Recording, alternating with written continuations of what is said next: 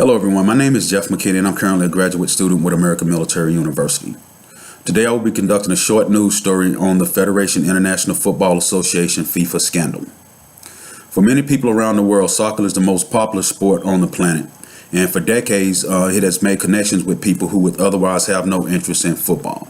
And for those loyal fans within the international soccer community, the World Cup represents what the Super Bowl, National Basketball Association Finals, and Major League Baseball's World Series represents in the United States.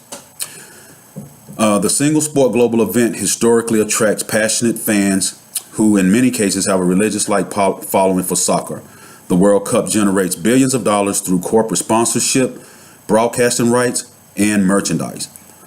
The FIFA governing body is responsible for oversight and compliance for all international football teams who make up and participate in the association.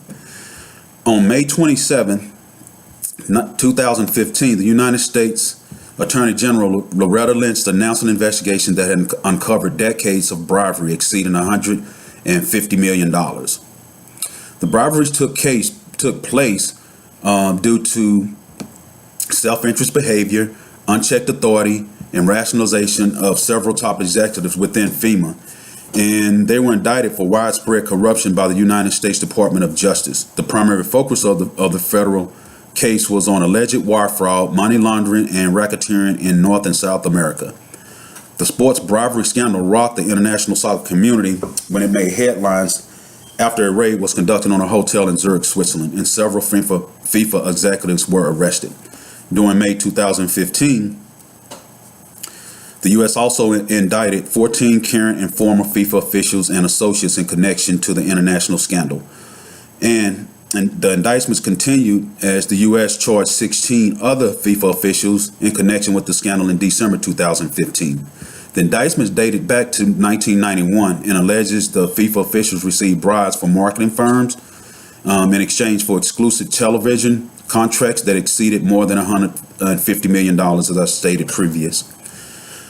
So a timeline on when these events unfolded, starting December 2010, FIFA governing body awarded Russia the 2018 World Cup, and Qatar awarded the event for 2022.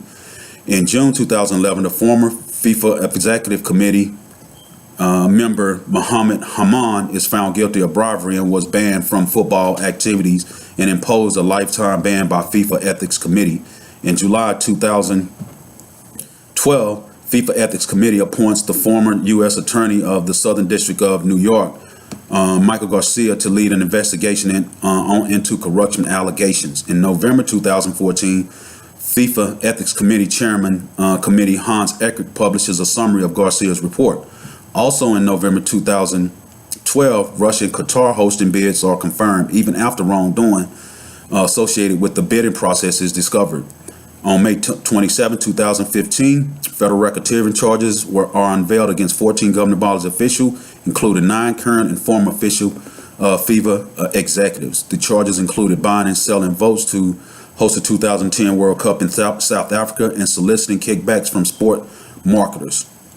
Ethics oversight and strategic planning. FIFA has an ethics committee, but the actions of a few individuals indicate the organization needs to make ethics a point of focus in relation to strategic planning. Bribery in many countries is an acceptable form of doing business, and in situations involving bribery, the officials had a sense of invulnerability, so they didn't think they would ever get caught. The FIFA scandal is a clear example of what happens when power goes unchecked, unsupervised, and a win at all costs way of doing business turns into corruption.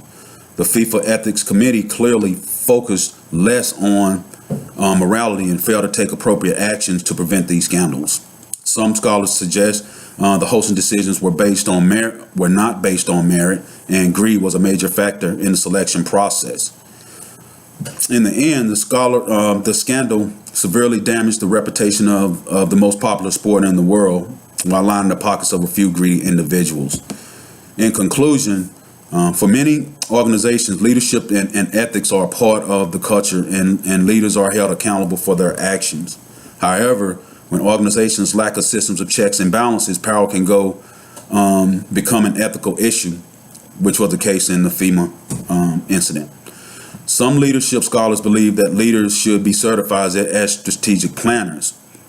Most organizations in the United States have ethics officers who oversee the ethical conduct of all employees in the organization.